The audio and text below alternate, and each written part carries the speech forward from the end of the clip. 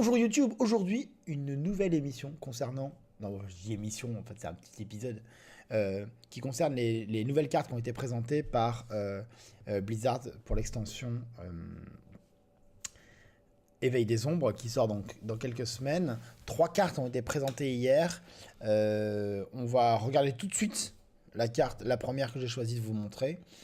Il s'agit de Manœuvre de Rapham. Donc rappel, il y a une carte de ce type, un sort par classe, comme c'est souvent le cas dans les extensions de Hearthstone. Celle-ci, c'est celle de Rapham. Elle coûte 3 mana, c'est un sort démoniste. Et il invoque un Diablotin 1-1. Bon. Ça s'améliore à chaque tour. Ça veut dire qu'à chaque tour où vous l'avez dans votre main, pas dans le deck, ça marche pas, dans votre main, il devient mieux. Alors qu'est-ce qui devient mieux? C'est pas le Diablotin qui augmente, qui grandit, pardon, c'est le nombre de Diablotins qui est invoqué.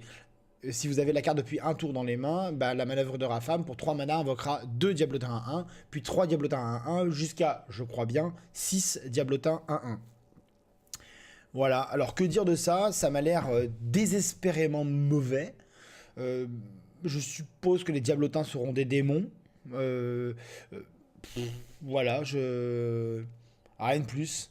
Je vois pas en quoi peupler un... Alors, certes, en combo, avec d'autres cartes qui sacrifient un serviteur pour donner +1 +1 à tout le monde, etc., etc. Mais sinon, je vois pas vraiment...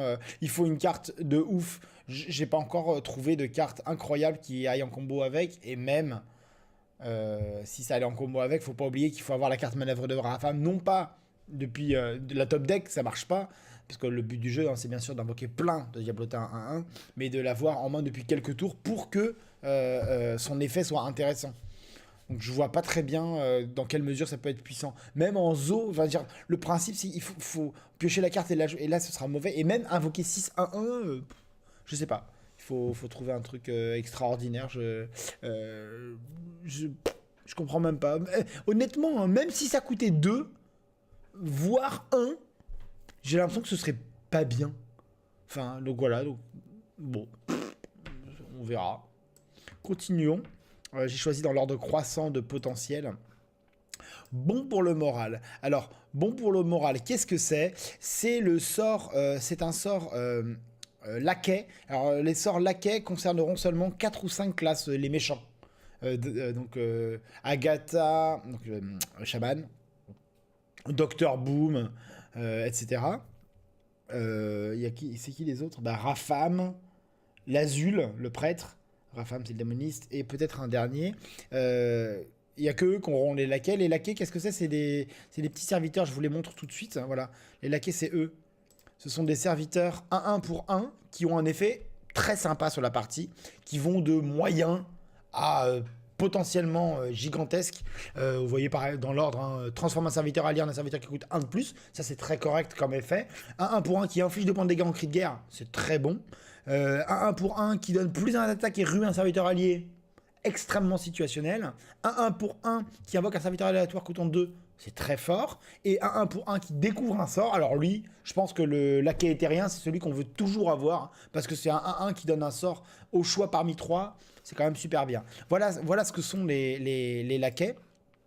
Et la carte bon pour le moral que je vous montrais, c'est un sort guerrier qui coûte 1 mana, qui inflige 1 point de dégâts à un serviteur. Et si jamais le serviteur survit, à ce moment-là, vous avez un laquais aléatoire parmi les 5 dans votre main.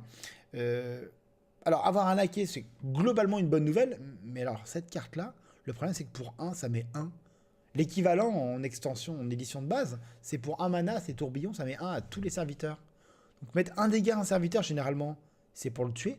Donc là, il faut jouer la carte pour mettre 1 et il faut qu'elle survive pour que ce soit intéressant.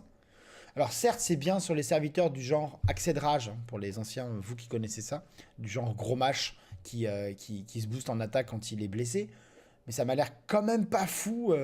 C'est une carte qui me semble très très morte. Et même contre un aggro, on pourrait se dire, ah oui, mais pour un mana, je tue un serviteur qui est petit, qui arrive en début de partie, donc ça calme le jeu tout de suite. Mais c'est un mana. Guerrier, il a heure de bouclier à côté de ça. Enfin, je sais pas. Je suis extrêmement sceptique. Je vois pas. Voilà. Faut attendre la suite, hein, comme toujours, il faut attendre les autres cartes pour voir trouver les combos, mais je pense qu'elle restera dans les collections rangées propres. La troisième carte, en revanche, qui a été présentée, elle, a un potentiel énorme. C'est une carte guerrier. Chaque carte, chaque méchant que je vous ai invoqué, là, et le mal, M-A-L, va apporter une carte de l'extension, enfin avec une mécanique de l'extension d'où il provient. Donc ça, c'est Dr Boom. Et Dr Boom, il apporte une mécanique, la mécanique Oméga. Il reprend une mécanique ancienne, d'accord?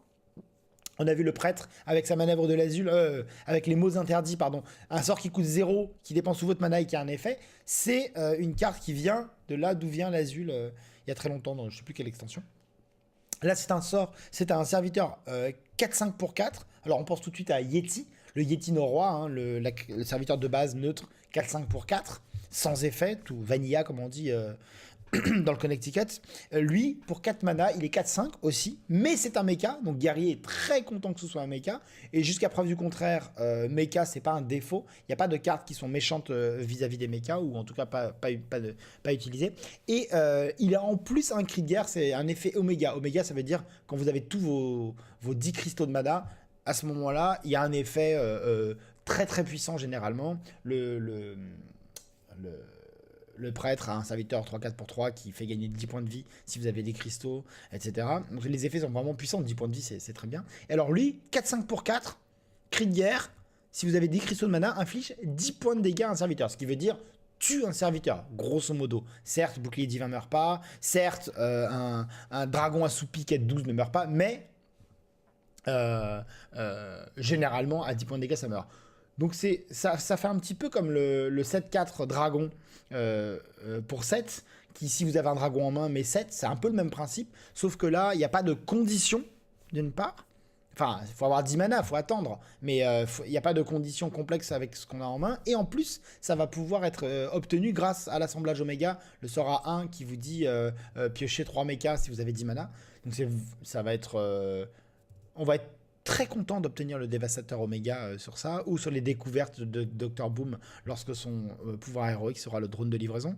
Très très bien. Évidemment, ça a été dit un peu partout sur les réseaux sociaux, dévastateur Oméga en arène, c'est là-haut, hein. C'est quand même incroyable, hein, parce que 10 mana on les a souvent en arène, et 4 mana 4-5 qui tue quelqu'un, c'est énorme. C'est vraiment une carte très très très très très bonne en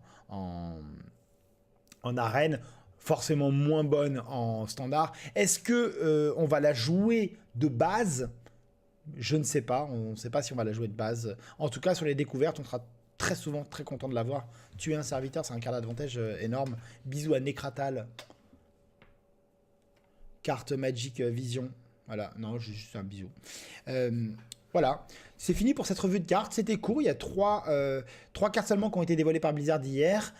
On se retrouve pour une soirée sur ma chaîne Twitch. Le lien dans la description. Le 25 au soir, c'est lundi prochain. Soirée découverte de cartes. Alors, je pourrais pas diffuser sur ma chaîne la vidéo de Blizzard qui sera publiée, enfin la soirée d'inauguration, on va dire, de l'extension avec présentation de plein de cartes par Blizzard lundi soir. Je pourrais pas la diffuser sur ma chaîne. Mais je vous inviterai à regarder en multistream sur un écran ou sur une partie de votre écran, vous regardez leur chaîne et on discute des nouvelles cartes sur ma chaîne. Dès qu'elles sont dévoilées, on en parle en direct, en français et en rigolant. Et ça, c'est quand même plutôt très bien. Je vous souhaite une excellente journée. Pour cette série de nouvelles cartes sur l'éveil des ombres, on se retrouve donc au mieux lundi soir tard, au pire mardi matin. Et d'ici là, passez un bon week-end par exemple. Bisous!